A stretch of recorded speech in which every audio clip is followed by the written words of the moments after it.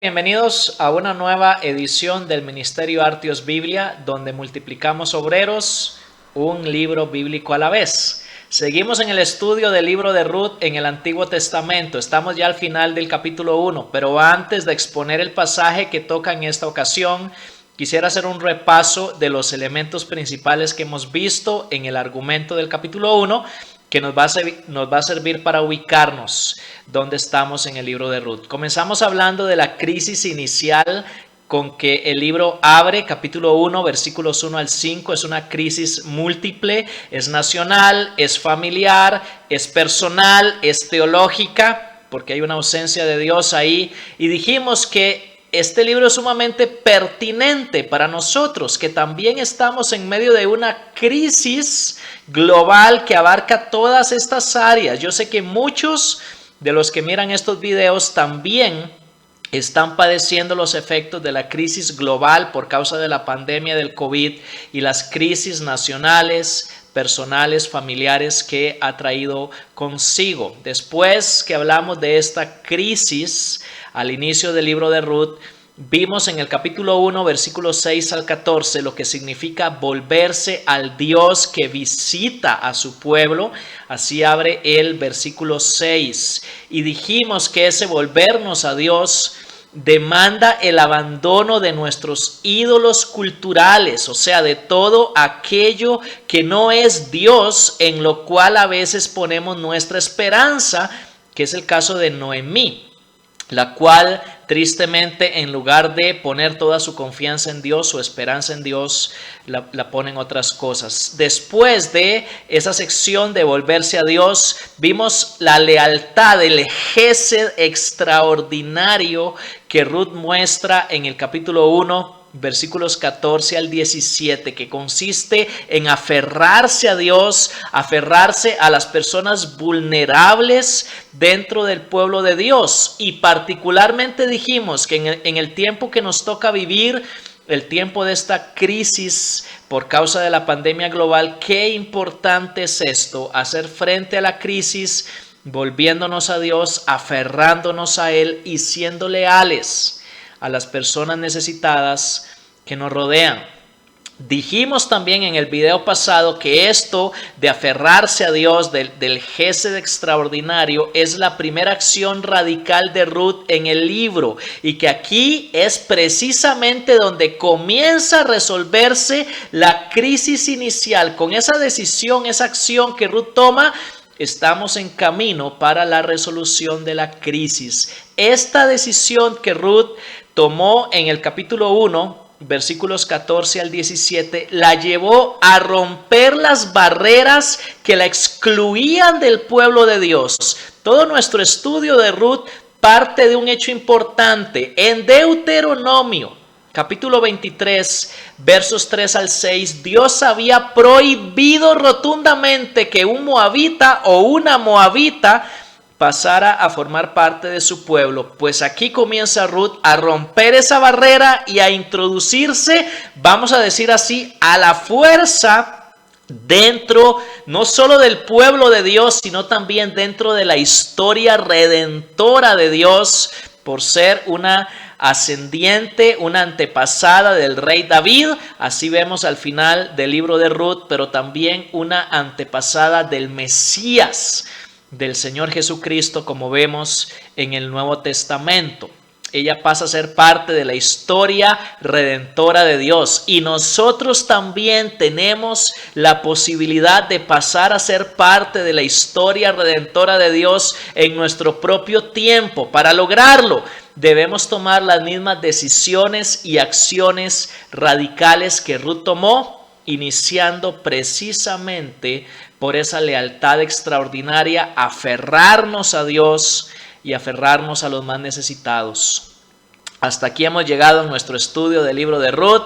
Voy a leer ahora el final del capítulo 1, que es el pasaje que corresponde en esta exposición. Ruth capítulo 1, versículos 18 al 22, dice así la palabra de Dios.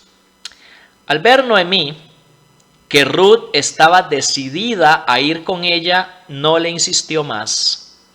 Caminaron pues las dos hasta que llegaron a Belén. Y sucedió que cuando llegaron a Belén, toda la ciudad se conmovió a causa de ellas.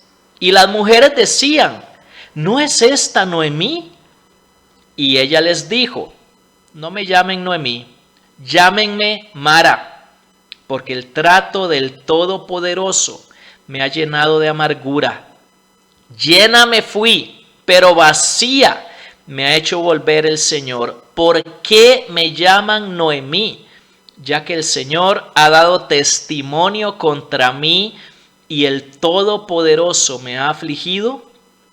Y volvió Noemí y con ella su nuera Ruth la moabita, regresando así de los campos de Moab. Llegaron a Belén al comienzo de la siega de la cebada. Ahora, para poder interpretar y exponer adecuadamente este pasaje, necesitamos comenzar con una observación inicial. Tenemos que notar los dos énfasis que el pasaje nos presenta. El primero tiene que ver con los nombres. Hay varios nombres que aparecen ahí en esa breve exposición. Por ejemplo, el nombre Belén, el nombre de la ciudad a la que estas mujeres llegan, se repite 3 veces. En una sección muy pequeña. Debemos recordar que ese nombre significa casa de pan. Va a ser importante más adelante. El nombre Noemí aparece 4 veces. Significa placentera. También es importante el significado de este nombre. Mientras que el nombre Mara, que significa amarga, aparece en contraste con Noemí en uno. Y ya quiero decir que este nombre Mara de alguna forma ya se había anticipado en capítulo 1, versículo 13, donde Noemí dice que Dios le amargó la vida. El nombre Ruth y particularmente la frase completa, Ruth la moabita, que indica su lugar de procedencia, aparece por primera vez en el libro de Ruth aquí en 1:22. Ya dijimos que el nombre Mara aparece también y ese nombre expresa el sentir más profundo que tiene Noemí en ese momento de la historia. Vamos a decir que este nombre representa, por lo menos en su perspectiva, su nueva identidad. Pero también debemos notar los nombres de Dios. Hay 2 nombres de Dios en el pasaje. Yahvé, que la versión que yo leo traduce Señor, es el nombre del pacto de Dios con Israel y aparece 2 veces ahí. Y el nombre Shaddai, ese es un nombre importante en el Antiguo Testamento que la Biblia de las Américas traduce todopoderoso, también aparece 2 veces ahí en labios de Noemí. Yahvé, el Dios del pacto, Shaddai, el Dios todopoderoso, el Dios cuyo poder absoluto está a favor de los suyos en medio de la incapacidad de ellos. Ese es el sentido de Shaddai en el Antiguo Testamento. Repito, el Dios cuyo poder absoluto está a favor de los suyos en medio de la incapacidad de ellos. Este es el primer énfasis del pasaje, los nombres. El segundo énfasis tiene que ver con las reacciones. Hay 3 reacciones que presenta el pasaje. La reacción de la gente de Belén cuando Noemí y Ruth van entrando a la ciudad. Dice el pasaje que toda la ciudad se conmovió a causa de ellas. Es una reacción importante. La reacción de las mujeres de Belén, cuando ven a Noemí y a Ruth, preguntan: ¿no es esta Noemí? Es la reacción que ellas toman. Y finalmente la reacción de Noemí expresando toda la amargura que trae en su corazón. Los nombres y las reacciones, esos 2 énfasis del pasaje, nos van a permitir edificar nuestra comprensión del mismo. El sentido, la interpretación de este pasaje tiene que ver precisamente con estos 2 factores. Y antes de exponer el pasaje, quisiera recordar la estructura general del capítulo 1. Comienza con la crisis al puro inicio de la historia, que lleva después a un volverse a Dios a mitad del capítulo 1, y finalmente la decisión y acción radical de Ruth de aferrarse a Dios inmediatamente antes de la llegada a Belén de las 2 mujeres. El tema a través del cual quisiera exponer el pasaje que leí es el siguiente: volver al Dios que visita, al Dios que socorre, al Dios que ayuda, y aferrarse a Él requiere una perspectiva correcta. Repito, volver al Dios que visita, al Dios que socorre, al Dios que ayuda y aferrarse a Él requiere una perspectiva correcta. Porque en este pasaje tenemos por un lado la perspectiva humana, la perspectiva de Noemí, pero también la perspectiva divina. El pasaje nos la presenta al final en el verso 22. Hablemos primero de la perspectiva humana. Esta perspectiva genera decepción y amargura, tristemente. Es la perspectiva de Noemí, la perspectiva humana en cuanto a 4 cosas que el pasaje presenta ahí. La perspectiva humana, primero, acerca de nuestra ubicación, nuestra situación, representado por el nombre de la ciudad a la que ellas llegan. Belén, que significa casa de pan. Tristemente, al regreso de estas 2 mujeres se manifiesta como una casa sin pan. ¿Por qué? Por la indiferencia de la gente de ese lugar. En lugar de mostrar gesed, en lugar de mostrar lealtad hacia esas 2 mujeres viudas, vulnerables, indefensas, la gente de Belén reacciona. Dice que se conmueve, dice que las mujeres preguntan, pero nadie hace nada para ayudar a estas 2 mujeres. Y esa es la perspectiva de Noemí. En este caso, su situación, su condición es de que nadie realmente está para ayudarles. La casa de pan se convierte en una casa sin pan. Pero es también la perspectiva humana en cuanto a nuestra condición, cómo nos sentimos en medio de la crisis y el desamparo. En el caso de Noemí está expresada gráficamente esta condición a través del nombre que ella asume, el nombre Mara en lugar del nombre Noemí, amarga en lugar de placentera, y es la forma en la que ella expresa su perspectiva en cuanto a la situación que está viviendo, la perspectiva humana en cuanto a Dios. Uno de los énfasis del pasaje, Shaddai, el Dios todopoderoso, Yahvé, el Dios del pacto, el Dios que está a favor de los suyos, pasa a ser en la perspectiva de Noemí el Dios que amarga, el Dios que aflige. Y una vez más, como lo vimos en videos anteriores, aquí Noemí simplemente está expresando toda su confusión teológica. Sigue culpando a Dios por su situación y pasa a ser, en mi opinión, un reflejo de Proverbios capítulo 19, versículo 3. Pasaje que dice que la necedad, que la insensatez del hombre tuerce su camino y luego contra Dios se irrita su corazón. Es nuestra insensatez la que lleva a meternos en problemas muchas veces, pero tristemente culpamos a Dios en lugar de asumir nuestra responsabilidad. Yo creo que Noemí es un buen ejemplo de esto. Dios no le amargó la vida, Dios no la afligió, fueron sus propios errores y los de su familia los que los pusieron en la situación donde estaban. Pero ella está confundida, tiene una perspectiva humana en cuanto a Dios. Y finalmente el pasaje muestra la perspectiva humana en cuanto a nuestros recursos. Es muy interesante la ironía que el pasaje presenta ahí. Tiene que ver con Ruth la Moabita, como la llama 1:22. Porque Noemí dice ahí, cuando está culpando a Dios, vacía me ha hecho volver Yahvé. Inmediatamente después, el verso 1:22 dice que realmente ya no está vacía. Ella tiene consigo a Ruth la Moabita, quien al final de la historia, en palabras de esas mismas mujeres de Belén, capítulo 4, versículo 15, se muestra como más valiosa para Noemí que 7 hijos. Pero Noemí no puede verlo en ese momento, que ella tiene a su lado a una persona tan valiosa como Ruth, que acaba de hacer algunos compromisos fundamentales con ella, como vimos en el video anterior. Resumamos la perspectiva humana que Noemí presenta en este pasaje.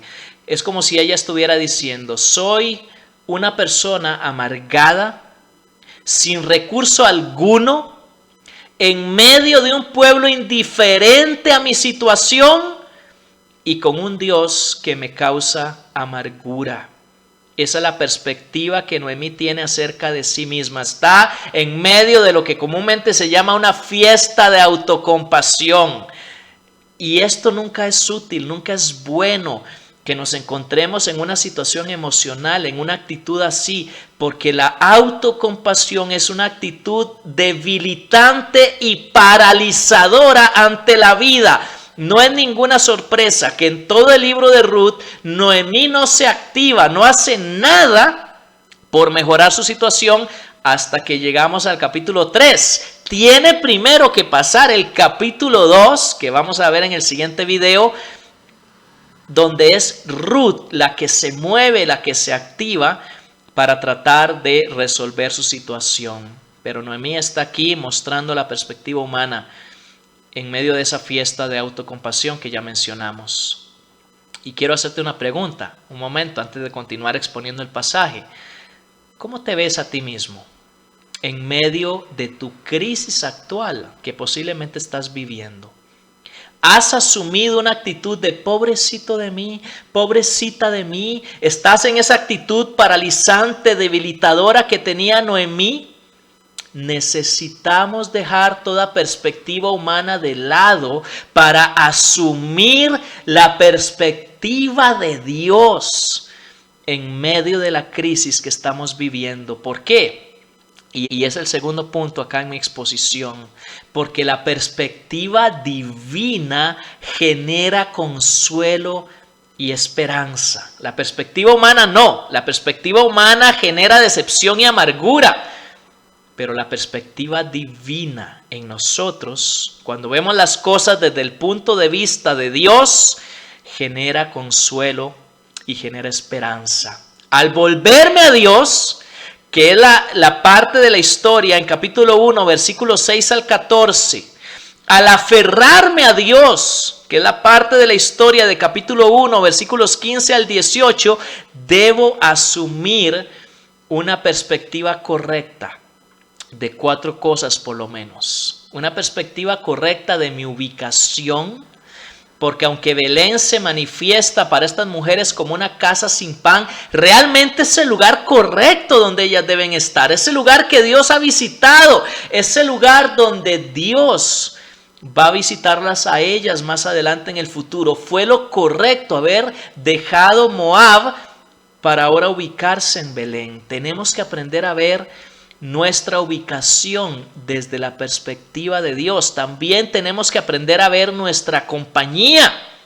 las personas que Dios ha puesto a nuestro lado desde la perspectiva divina. Ruth la moabita era la compañía correcta para Noemí en medio de esa situación. Se lo acababa de demostrar. Ruth había hecho algunos compromisos fundamentales con Noemí en capítulo 1. Versículos 14 al 17 de los que hablamos en el video anterior, compromisos de cuidar de ella hasta el final de su vida.